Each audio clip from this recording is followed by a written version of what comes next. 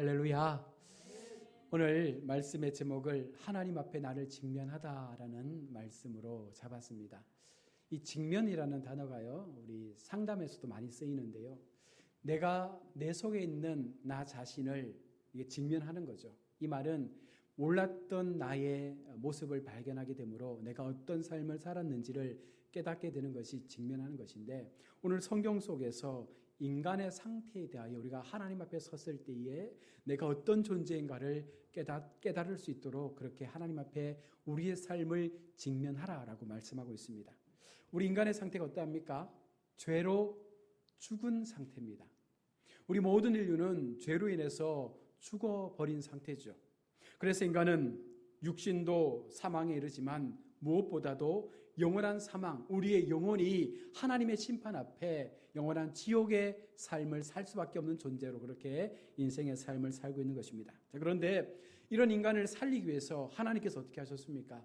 그 아들 예수 그리스도를 이 땅 가운데 보내셔서 그 주님을 믿으면 우리의 그 죽었던 생명이 하나님의 살아나는 생명으로 옮겨지는 은혜를 주신 거예요. 참 쉽죠? 우리 모두가, 인류 모두가 세상의 죄 가운데 죽어있는 삶을 살고 있는데 하나님의 독생자 예수님만 믿으면 우리를 다시금 생명의 삶으로, 육체의 생명뿐만 아니라 영원한 생명의 삶으로 우리를 살려주시겠다 말씀하고 있는 것입니다. 하나님께서 예수님을 통해서 우리를 살리신다는 것은 육신의 죽음을 없도록 하신다는 것이 아니라 바로 하나님과의 단절된 그 상태로부터 우리가 회복되어져서 이제는 하나님과 영원토록 함께할 수 있는 그 은혜의 삶을 살 수 있도록 만들어 주시겠다라는 거예요. 여러분, 우리에게 가장 두려운 게 있다면 무엇이겠습니까? 세상의 많은 사람들에게 물어보면 죽음을 가장 두려워하거든요. 그런데 하나님과의 관계가 회복되어지면 이 죽음을 두려워하지 않습니다. 우리는 날마다 하나님의 은혜로 살게 되면 이 죽음 앞에 설지라도 이 죽음 너머에 있는 하나님 나라에 대한 소망이 있기 때문에 이 죽음을 결코 염려하지도 않고 두려워하지도 않는 것이죠. 영원한 사망이라는 운명 앞에 놓여있다 할지라도 하나님의 긍휼과 자비로 우리를 살려주셨던 그 영원한 생명의 삶을 우리는 기억하기 때문에 우리는 담대하게 그 마지막을 받아들일 수 있는 거예요. 그 마지막은 끝이 아니라 새로운 시작으로 나아가는 출발점이기 때문에 그런 것이죠. 이러한 긍휼과 자비 앞에서 여러분, 우리가 무엇 할 수 있겠습니까? 흔히 우리가 말하죠. 예수님 베풀어 주신 은혜에 보답하며 살아야겠다라고 말하는데 사실 우리가 하나님 앞에 베풀 수 있는 은혜가 없습니다. 은혜를 갚을 수 있는 방법도 없어요. 우리가 할 수 있는 거라고는 예배 열심히 나오고 교회 열심히 충성하고 무언가 인간적인 힘으로 할 수 있는 것들이 전부인데 한번 생각해 보십시오. 우리 인간적인 측면에서 나를 죽음의 자리에서 살려준 은인이 있다고 한다면 우리가 그 은인 앞에 무엇으로 갚을 수 있겠어요? 우리의 전 재산을 다 드린다 해도 사실 그것은 생명과 바꿀 수 없는 것입니다. 이처럼 하나님 앞에 우리는 죄밖에 가진 것 없어요. 그나마 하나님께서 우리를 의롭다 불러주셨기 때문에 의로운 거지 우리 모두는 죄의 삶을 살고 있는 연약한 존재입니다. 그런 우리가 무엇으로 하나님 앞에 그 받은 은혜를 갚아드리겠습니까? 오히려 그 은혜를 갚는다고 말하면서도 우리는 여전히 우리의 힘을 자랑하고 나를 자랑하고 내가 가지고 있는 것들을 자랑하면서 사람들을 깔보지 않습니까? 이런 우리에게 하나님의 받은 은혜를 보답할 수 있는 최선의 것들이 있을 수 있겠습니까? 자신의 목숨을 내어놓고 우리를 살리신 그 긍휼과 자비 앞에 우리가 할 수 있는 것은 사실 아무것도 없습니다. 그러함에도 하나님께서 우리 가운데 말씀하시는 것이 있다는 거예요. 무엇입니까? 너희가 지금 어떻게 살고 있는가를 기억하라는 거예요. 지금 내가 살고 있는 것이 은혜로 사는 것인지 네가 잘나서 사는 것인지를 분명하게 기억하며 살라는 것입니다. 대다수의 많은 사람들은 어느 정도 시간이 지나고 나면 내가 사는 것이 나의 힘으로 된 줄로 믿을 때가 많잖아요. 하나님을 믿었을 때에, 처음 하나님을 경험했을 때에 은혜입니다라고 고백하지만 어느 정도 시간이 지나고 나면 우리의 삶에 대하여 내가 이 정도 하니까 잘 되는구나. 내가 이만큼 애를 쓰니까 이만큼 올라갈 수 있구나라는 그 자기 중심의 감옥에 빠져서 이제는 하나님이 보이지 않고 내 의가 보여지게 된다는 거예요. 그래서 믿음의 사람들은요, 날마다 스스로를 점검하면서 여전히 내가 은혜 앞에 세워져 있는지를 직면해야 된다는 거예요. 많은 일을 하면서 자신을 자랑하는 것이 아니라 나의 생명이신 예수 그리스도의 그 희생의 은혜를 통하여 내가 살고 있음을 증거하면서 모든 것이 하나님의 은혜였음을 고백하는 것이 진정한 은혜 받은 성도의 삶의 모습인 것입니다. 그래서 내가 자랑할 것은 무엇입니까? 하나님의 은혜로 나는 살고 있습니다라는 것을 자랑해야 돼요. 그러니 많은 믿음의 사람들이 세상에 나가서 증거하잖아요. 예수님을 믿고 나니까 내 마음의 두려움이 사라졌어. 예수님을 믿고 나니까 내 마음의 근심도 사라졌어. 여러분, 그런데 정말 우리의 삶에 맞닥뜨려 있는 어려움과 염려와 근심들이 없어진 거예요? 아닙니다. 하나님이 그 마음을 만져주시니까 분명 내 속에 있는, 내 환경 가운데 있는 어려움은 여전히 남아있지만 그럼에도 우리가 그것을 뛰어넘을 수 있는 믿음의 눈을 갖게 되니까 그 상황이 힘들게 보이지 않는다는 거예요. 죽음의 자리에 있는 성도가 있습니다. 이제 시한 선고를 받고 언제 죽을지 몰라요. 병원에서는 이제 곧 2달 안에는 죽을 거다라고 말을 합니다. 자, 그런데 그 죽음 앞에서 이 사람은요, 매일같이 웃으며 찬양합니다. 날마다 흥얼흥얼하면서 하나님께로 갈 날들을 손꼽으면서 그 마음이 너무너무 즐거운 거예요. 옆에 있던 환자들이 묻습니다. 당신은 이제 가족들과 곧 이별하게 될 텐데 이제 곧 영원한 이 땅에서의 삶을 끝마치고 알지 못하는 그 죽음의 세계로 들어가게 될 텐데 뭐가 그렇게 즐겁고 입에서 노래가 흥얼흥얼 나오느냐라고 물었던 거예요. 그때 이분이 하는 말씀이 뭐냐면, 내가 평생의 삶을 지금까지 살아오면서 무엇 하나 만족한 것 없었고 무엇 하나 제대로 감사한 것 없이 살아왔는데 마지막 이 죽음이라는 선고를 받고 나서 내 삶을 되돌아보니까 정말 자랑할 것 하나도 없더라. 지금 내가 이만큼 많은 것을 누리며 살아왔고 지금도 내가 자녀들에게 많은 재물을, 많은 재산을 물려줄 수 있는 아버지로 남아있지만 그것이 중요하지 않더라. 10원 하나 내 손에 들고 갈 수 있는 것도 없었는데 내가 그것 붙잡고 평생의 삶을 아둥바둥 살았더라. 이제 죽음이라는 그 선고를 받고 나니까 다시 한번 내 마음을 하나님 앞에 세우고 나니까 이것이 헛된 인생이었구나. 여전히 하나님은 나를 기억하시고 여전히 하나님은 지금도 나를 하나님 만드신 영원한 천국의 삶으로 나를 인도하시기 위해서 기다리고 계시는데 내가 그 하나님을 너무나 멀리 두고 살았구나. 그 마음을 깨닫고 나니까 기쁘다라는 거예요. 불과 2달밖에 남지 않은 생명의 삶이지만 그 2달이 더 빨리 지나갔으면 좋겠다라는 고백을 하면서 여러분들은 모르지만 나는 하나님의 마음을 알고 있다. 나는 이제 곧 죽음을 맞이하겠지만 이 죽음은 나를 천국으로 이끌어 가시는 하나님의 새로운 문이다라고 고백을 했다는 거예요. 여러분 어떻습니까?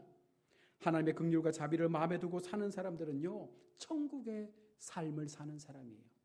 그래서 두렵지 않은 것이죠. 이처럼 천국의 사람들이 죽은 자신을 살리시고 긍휼과 자비와 사랑을 얘기하기 위해서 모인 교회가 바로 하나님께서 세우신 교회죠. 교회 공동체에 모여 있는 사람들은요, 그래서 교회 속에 모이면 어떤 말을 해야 될까요? 하나님께로부터 받은 은혜를 나누어야 돼요. 정치 이야기하는 것 아니고 세상 이야기하는 것 아니고 정말 교회 속에 모인 하나님의 긍휼과 은혜로 살아왔던 사람들이라면 우리는 교회 속에서 하나님이 내게 주신 은혜 나누고 아파했던 마음들 나누고 좀 우리가 함께 기도해 줄 수 있는 그 기도의 제목들을 나누면서 그 마음을 함께 하나님 앞에 기도로 올려드리는 것이 여러분 교회의 아름다운 모습이라고 성경은 말씀하고 있는 것입니다. 8장까지 오면서 호세아서에서 계속해서 강조하는 것이 긍휼과 자비입니다. 긍휼과 자비는 죽음에서 생명을 경험한 사람들만이 알 수 있는 거예요.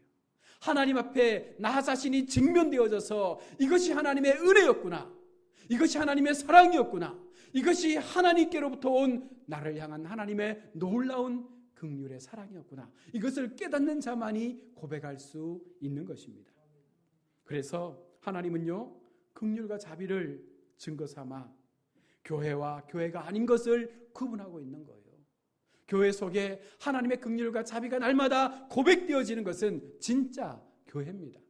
그러나 그 속에 함께 교회라는 이름을 가지고 살면서도 불평과 원망과 미움과 다툼과 시기와 원망이 계속해서 살아난다면 그것은 교회가 될 수가 없는 것이죠. 오늘 본문 1절은 말합니다. 나팔을 내 입에 댈지어다 원수가 독소리처럼 여호와의 집에 덮치리니. 대적이 독소리처럼 여호와의 집을 덮친다는 것은요, 이스라엘 백성이 이방 땅에 의해서 침략을 받을 것을 경고하고 있는 말씀이죠. 이스라엘이 진정으로 만약에 여호와의 집이라면 여호와의 집이 이방 사람들에게 침략받을 수 없다는 거예요. 그런데 왜 하나님께서 이 이스라엘을 이방을 들어서 침략하십니까? 그들 속에 무엇이 없는 거예요? 그들이 내 언약을 어기며 내 율법을 범하미로다. 이 말씀을 다시 말하면 하나님의 긍휼과 은혜로 사는 백성인데 그들이 하나님의 그 긍휼과 은혜를 잃어버린, 그 말씀을 잃어버린 채로 살아가다 보니까 이제 더 이상 이스라엘은 여호와의 집이 될 수가 없는 거예요. 우리 스스로가 아무리 하나님 앞에 나는 언약으로 삽니다, 은혜로 삽니다라고 말씀해도 우리의 삶 자체가 그런 모습으로 비춰지지 못한다면 우리는 하나님 앞에 그런 삶을 살고 있는 것이 아니죠. 우리 대구만 해도 많은 교회가 있잖아요. 교회에 간판을 달고 종탑을 높이 세우고 십자가를 달아놔도 여러분 그 속에 긍휼이 없고 은혜가 없고 하나님의 말씀에 대한 약속이 없으면 그것은 교회가 될 수가 없는 것입니다. 하나님의 언약은 바로 말씀의 언약입니다. 긍휼과 자비로 산다는 고백의 언약입니다. 그리고 이 언약은요, 이스라엘 백성들로 하여금 자신들의 죄를 되짚어 볼 수 있게 하는 그런 거울과도 같은 것이 언약이라는 거예요. 그러나 우리가 말씀을 늘 읽고 묵상하게 되면 어떤 현상이 일어나겠습니까? 내 마음속에 나도 모르게 지었던 죄의 모습들이 보여지게 되는 거예요. 하나님의 언약 앞에 세워지게 되면 우리 속에 세상을 향하여 살아갔을 때에 나도 모르게 지었던 그 죄의 결과들이 그 말씀 앞에 비춰지게 되니까 나를 직면할 수밖에 없는 거예요. 하나님, 내가 또 죄를 지었습니다. 하나님, 제가 또 죄를 지었습니다. 이 마음으로 사는 거죠. 오늘 이스라엘 백성은요, 자신들은 하나님의 백성이라고 인정합니다. 우리는 하나님의 언약의 사람들이라고 고백하며 살아갑니다. 여전히 제사를 드리고 양을 잡고 소를 잡고 하나님 앞에 제물을 바쳤습니다. 그러나 하나님은 그 땅이 거룩한 땅이 이제 아니다라고 말씀하고 있는 것이죠. 우리는 여호와의 집이라 아무리 우겨도 하나님이 아니다라고 말씀하시면 그것은 아닌 거예요.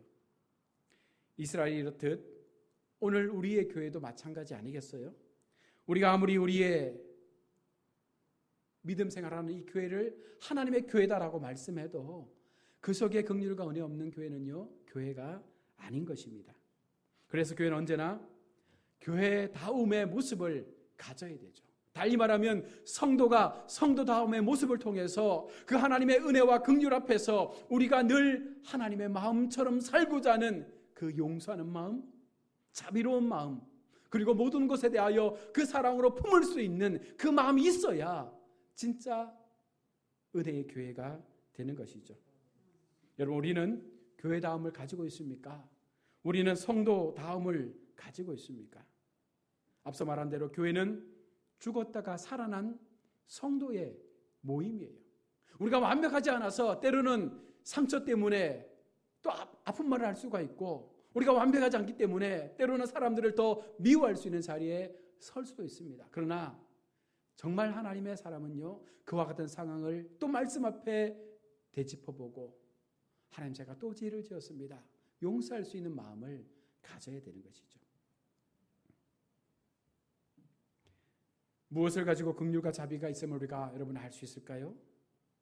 바로 내 힘으로 되지 않는다는 것, 내 힘으로 살 수 없다는 것을 깨달을 수 있을 때 우리는 하나님의 긍휼과 자비로 사는 것을 알게 되는 거예요. 내 힘으로 살지 않기에 모든 것에 감사할 수밖에 없는 거예요. 내 힘으로 사는 사람들은요, 지금 내가 누리는 모든 것이 내가 이루었다라고 믿는다는 것입니다. 그러나 내 힘으로 살지 않고 하나님의 은혜로 사는 사람들은요, 이 작은 것 하나조차라도 하나님이 주셨기에 감사함으로 사는 거예요. 따라서 지금 되어지는 일, 지금 살아가는 것으로 감사하지 못할 때 그것은 자신에 대해 자책할 수밖에 없는 것이 되는 것이죠. 여러분, 은혜로 사셔야 합니다. 그것이 더 우리의 삶이 건강해질 수 있는 방법이죠. 계속해서 2절과 3절의 말씀을 보면 하나님께서 대적으로 하여금 이스라엘을 치게 하실 때에 이스라엘은 고난 가운데서 하나님께 나의 하나님이여 우리 이스라엘이 주를 아나이다라고 이렇게 부르짖고 있습니다. 절박한 상황 속에서 우리가 주님을 안다라고 부르짖는 것은 이스라엘이 하나님과의 관계를 근거 삼아서 하나님이 우리의 보호자가 아닙니까? 라는 것을 말씀하고 있는 거예요. 위험한 상황에 이르게 될 때에 그 아버지 되신 하나님께서 우리를 아시지 않습니까? 라고 말씀하는 것이죠. 다시 말하면 우리가 하나님을 알고 하나님을 믿는 하나님의 백성인데 이런 고통이 있게 하사 우리로 힘들게 하는 이유가 무엇입니까? 라고 지금 하나님 앞에 그 백성들이 묻고 있는 거예요. 하나님 보실 때 이스라엘 백성이 하나님의 백성다운 모습을 가지고 있었습니까? 아니요, 없었습니다. 그들은 말씀에서 떠나버렸고 형식적인 제사에 매여 있었고 오히려 또 다른 물질적 우상을 세워서 그 우상을 더 열렬히 믿었던, 하나님을 몰랐던, 하나님을 잊어버렸던 그런 삶을 살았습니다. 왜 그들은 하나님을 믿으면서도 하나님 베풀어 주시는 긍휼과 자비가 싫었을까요? 여러분 어떻습니까? 여러분은 하나님의 긍휼과 자비가 좋습니까? 그 하나님의 긍휼과 자비로 사는 것이 내 삶의 만족함으로 느껴지며 살아가십니까?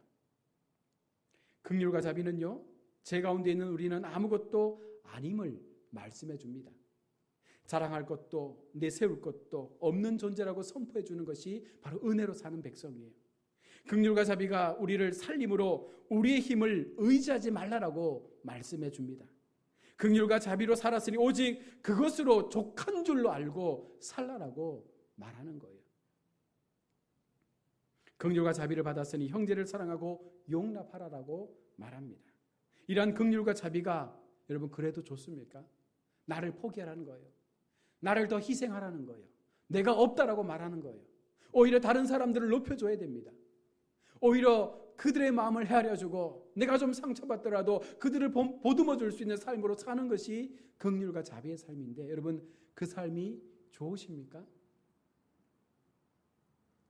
긍휼과 자비는요 우리가 철저하게 죽음으로써 보여지는 거예요.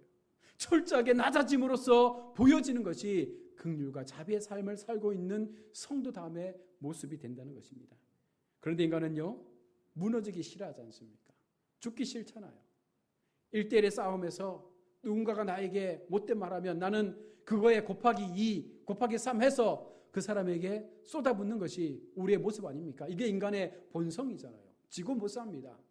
아픈 소리 들으면 못 삽니다. 상처받는 말 받으면 못 삽니다. 그런데 하나님은 그 모든 것들을 다 용납하라라고 말합니다. 그것이 은혜의 삶이라고 말합니다. 이스라엘은 자신을 위해 살았던 사람들이죠. 처음 하나님의 긍휼과 은혜로 출애굽했지만 그러나 그들 속에는 그 긍휼과 은혜가 어느덧 사라져 버렸다는 것입니다. 그리고 오히려 그들은 자신을 위한 우상을 만들어 그 긍휼과 자비의 사랑을 버리고 오직 자신들의 욕심을 채우는 우상 앞에 그 모든 마음들을 빼앗겼죠. 4절 말씀을 보시면 그들이 왕을 세웠으나 내게서 난 것이 아니며 그들이 지도자들을 세웠으나 내가 모르는 바이며 그들이 또 그 은 금으로 자기를 위하여 우상을 만들었나니 결국은 파괴되고 말리라. 우상이라는 것은요 오늘 말씀에서 하는 것처럼 자신을 위하여 만드는 것이 우상이에요. 왜 사람들이 우상을 만듭니까? 왜 사람들이 우상 앞에 가서 빕니까? 목적이 무엇입니까? 내 욕심 채워주옵소서가 우상에게 비는 가장 큰 제목입니다. 여러분 804에 촛불 켜놓고 비는 사람들의 제목에 대다수가 뭐예요? 지금 내가 꼭 필요한 게 있는데 이거 들어달라고 바위 앞에 비는 거예요. 부처 앞에 비는 거예요. 여러분, 신이 이스라엘에서 만들어졌습니까? 아닙니다. 하나님은 스스로 존재하는 분이시고 오히려 하나님께서 이스라엘을 택하셔서 그들을 하나님의 백성으로 삼았는데 지금 이스라엘은 반대로 행동하고 있는 거예요. 하나님을 만들어 놓고 이것이 하나님이다라고 믿으며 그 우상 앞에 자신들의 재물, 자신들의 땅을 넓혀달라고 기도하고 있는 것이죠. 하나님을 신으로 생각하지 않는 것입니다. 11절과 13절의 말씀에서처럼 그들은 제단을 많이 만들어도 결국 범죄하는 제단이 되고 마는 것입니다. 제사를 많이 드려도 하나님이 기뻐하시지 않는, 오히려 그들이 죄를 범한다라고 말씀하시는 그런 제사의 삶을 살고 있는 거예요. 오늘 우리의 얘기로 돌아오면 우리가 열심히 교회를 나와도 하나님이 기뻐하지 않는 거예요. 열심히 예배 자리에 서도 하나님께서 기뻐하지 않는 거예요. 왜 그렇습니까? 다툼과 허영과 욕심과 불만과 여러 가지 많은 영적 싸움을 여전히 마음속에 가지고 하나님께 나와서 이곳에서 비는 것이 우상에게 비는 것처럼 하나님, 내게 필요한 것들을 주시옵소서. 이것 말고는 하는 것이 없는 거예요. 우리가 하나님 앞에 긍휼과 은혜로 사는 것은요, 내 모든 것을 내려놓는 거잖아요. 지금 나의 상황이 어떠든 간에 이것이 지금 하나님의 은혜로 사는 것임을 고백할 수 있다면 그 이후의 모든 것들은요, 잊어버리는 거예요. 왜? 하나님의 길이니까. 하나님께서 인도하여 주시는 길이니까 내 힘으로 할 수 없다는 것을 알기 때문에 오직 하나님 앞에 맡기는 것이죠. 모든 관심이 나를 살려주신 그 하나님 앞에 온전히 고정되는 것이 마땅하지만 그래도 여러분, 우리의 현실은 나를 향한 관심에서 벗어나지 못하도록 만들잖아요. 그런 나를 바라볼 때마다 죄 가운데 죽은 자신을 여러분 봐야 된다는 거예요. 그렇게 나를 직면하면 내가 죄 가운데 죽었던 사람이구나. 그런 나를 긍휼로 살리셨구나. 내가 이렇게 살면 안 되는구나. 과거의 모습처럼 살아서는 안 되는 거구나. 이것을 우리가 고백할 수 있어야 되는 것이죠. 그리고 날마다 나를 다시 살려주시는 그 은혜를 바라보며 믿음으로 사는 것. 오늘도 주님의 은혜가 나를 살리셨구나 라는 이 고백을 통하여 우리가 살아가는 것. 이것이 진정한 하나님의 백성다움의 모습이죠. 그러므로 성도에게 가장 선한 것은 나를 살리신 하나님의 긍휼과 자비 밖에는 없다는 것을 인정해야 합니다. 성도에게 선은 싫은 것이 아니라 우리의 기쁨의 전부가 되어야 되죠. 세상에 선은 하나님밖에 없다고 말씀했기 때문에 성도가 선함으로 산다는 것은 온전하신 하나님만을 바라보며 그 믿음 앞에 그 선되신 하나님을 붙잡는 것이 성도다움의 모습인 거예요. 여러분, 하루하루의 삶을 살면서 여러 가지 많은 인간관계의 부딪힘이 있잖아요. 가족 안에서, 그렇죠? 세상의 직장 속에서, 또 사람들의 관계 속에서 얼마나 많은 것들이 우리의 마음을 아프게 합니까? 그럴 때마다 나를 먼저 봐야 됩니다. 말씀을 통해서 나를 먼저 봄으로 내가 어떤 존재였는지를 기억하고 그 사람을 바라본다면 그 사람에게도 우리도 똑같이 긍휼의 마음을 가지고 그를 볼 수가 있는 거예요. 하나님께서 우리 가운데 긍휼의 마음이 없었다면 우리 모든 인류는 벌써 심판받아 죽어야 합니다. 우리 모두는 벌써 지옥에 가서 영원토록 고통스럽게 살아야 합니다. 그런 우리를 사랑하셔서 예수님 보내어주시고 그 예수님 믿음으로 말미암아 이렇게 살도록 하셨다면, 그 사랑을 우리가 기억한다면 우리도 우리의 주변의 사람들을 바라볼 때 그 마음으로 사는 것이 교회다움이며 성도다움의 모습인 거예요. 여러분, 미워하는 사람이 있습니까? 불만을 갖고 있는 사람이 있습니까? 용서하지 못하는 사람이 있습니까? 내 마음 가운데 내 뜻대로 되지 않아서 힘든 그 상황 속에 원망하며 불평했던 모습들이 있습니까? 여러분, 다 내려놓으셔야 돼요. 그게 중요한 것이 아닙니다. 본질은 내가 하나님 앞에 어떤 존재였는지를 보고 지금 어떻게 하나님 앞에 내가 서야 되는지를 알아가야 된다는 거예요. 그걸 아는 순간 우리는 전혀 다른 인생의 삶을 살 수밖에 없는 것입니다. 그 마음을 가지시고 다시 한번 내게 주신 하나님의 긍휼과 은혜를 기억하면서, 하나님, 나는 하나님의 은혜로만 사는 백성입니다. 그 은혜만이 나를 살게 하십니다. 남은 한 주간도 그 은혜로 살아갈 수 있는 하나님의 복을 허락하여 주옵소서. 그 마음으로 우리 함께 사랑하고 용서하고 우리 스스로를 말씀으로 날마다 점검해 가시며 그렇게 승리의 걸음을 걸어가시는 우리 모두가 될 수 있기를 주의 이름으로 축원합니다. 아멘.